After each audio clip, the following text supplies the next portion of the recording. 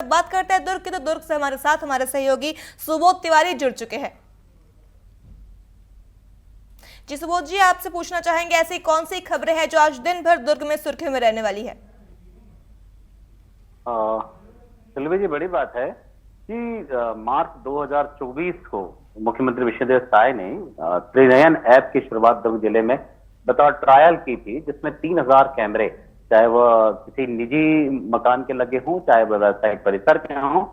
उसे त्रिनयन ऐप में शामिल किया गया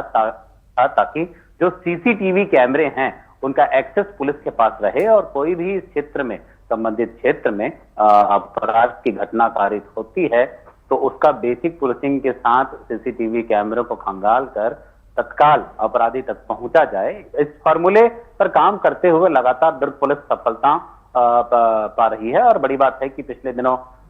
एक बताया जा रहा क्षेत्र विशेष में चोरी की वारदात को अंजाम दिया गया था, जिसके बारे में बताया जा रहा है लगभग ये दुर्ग कोतवाली थाना क्षेत्र का मामला है। 50 ग्राम सोने के बिस्किट, एक पीतल का कुपर था, एक पीतल का कलश था, कांसे का कलश था। इस तरह 6,58,000 से भी अधिक की राशि के सामानों की चोरी हुई थी। और उसके बाद दुर्ग पुलिस ने बेसिक पुलिसिंग यानी कि गवाहों से पूछताछ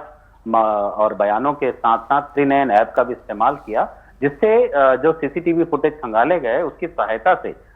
3 नाबालिग और एक महिला को दुर्ग पुलिस ने गिरफ्तार करने में सफलता पाई।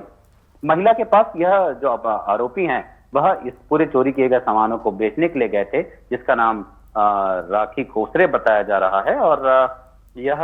जामुल थाना क्षेत्र के साथ ही का मामला था, जिसे दुर्ग कोतवाली क्षेत्र का भी मामला था। ऐसे बहुत सारी चोरियां हुई थी जिसका हल कर पाने में दुर्ग पुलिस त्रिनयन ऐप के माध्यम से सफल हो पाई है। एक अच्छी खबर है, त्रिनयन ऐप का फायदा जो दुर्ग पुलिस है और लोग हैं जिनके यहाँ इस तरह की चोरी की वारदात हो जाती है या कोई हत्या की वारदात हो जाती है तो आरोपियों तक पहुंचा जाता है और तत्काल न्याय की गुंजाइश जो है वह जल्द हो जाती है और उन्हें न्याय मिलने लगता है। दूसरा, प्रिंस गुप्ता ने भोपाल से बताया मौसम की खराबी को लेकर एक बड़ी बात है। मोंटा नाम का एक तूफान जो कि दुर्ग में पिछले कुछ दिनों से उसका असर देखा जा रहा है। बादल उमड़ घुमड़ रहे हैं, सुबह से कुछ बारिश भी हुई, हल्की फुल्की कहीं कहीं बूंदाबांदी भी हुई। और बताया जा रहा है कि आने वाली 31 तारीख तक कहीं पर भी बारिश या अति बारिश हो सकती है, मौसम वैज्ञानिकों का अनुमान है। दिशा निर्देश जारी कर दिए गए हैं जिला प्रशासन के द्वारा। एसडीआरएफ की टीम को अलर्ट कर दिया गया है ताकि इस तरह के 24 घंटे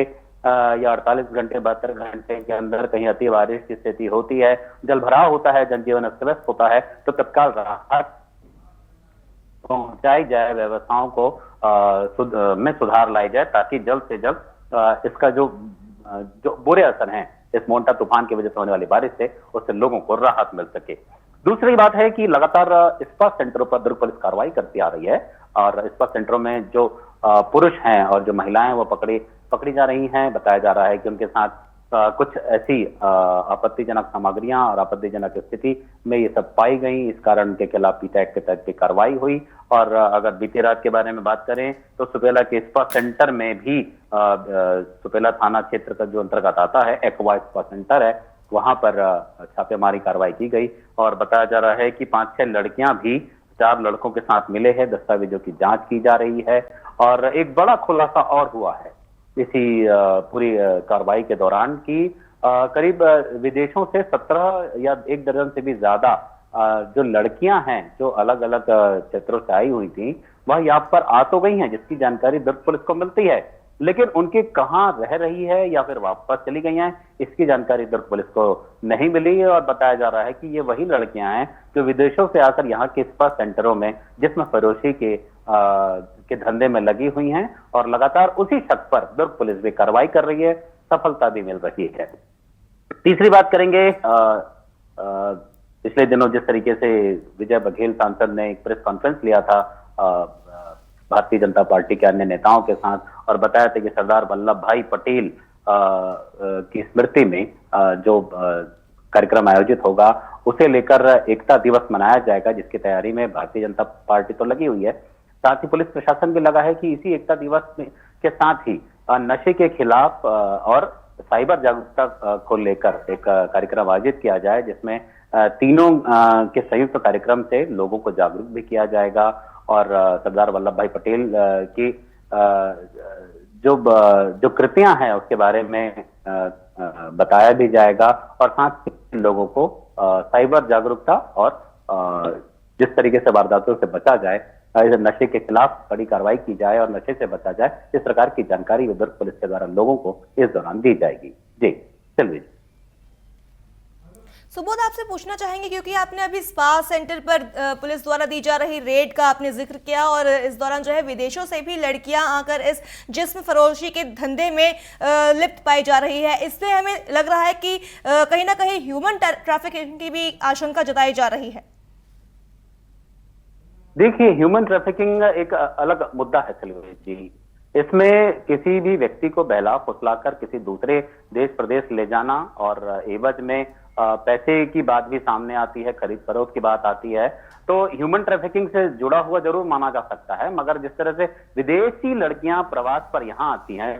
टूरिस्ट वीजा पर आती हैं, और इसके बाद उसकी जानकारी कि वह कहाँ रह रही हैं, क्या काम कर रही हैं, कब यहाँ से रवाना हो जाती है, इसकी जानकारी स्थानीय पुलिस को नहीं मिल पाती। तो ऐसे में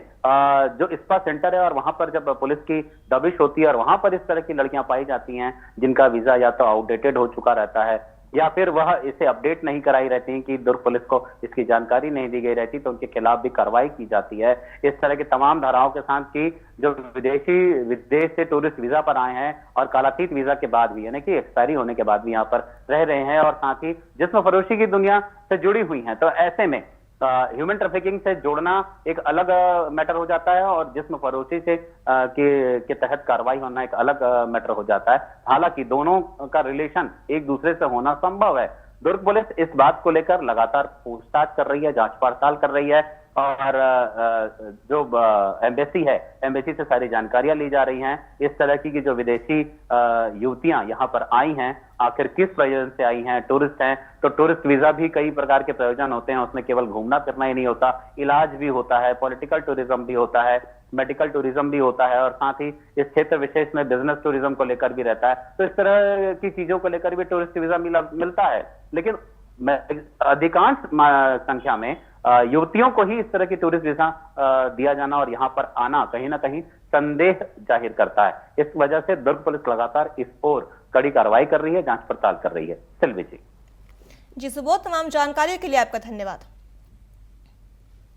तो ये थे हमारे साथ दुर्ग से हमारे सहयोगी सुबोध तिवारी, जिन्होंने उन खबरों का जिक्र किया जो आज दिन भर दुर्ग में सुर्खियों में रहने वाली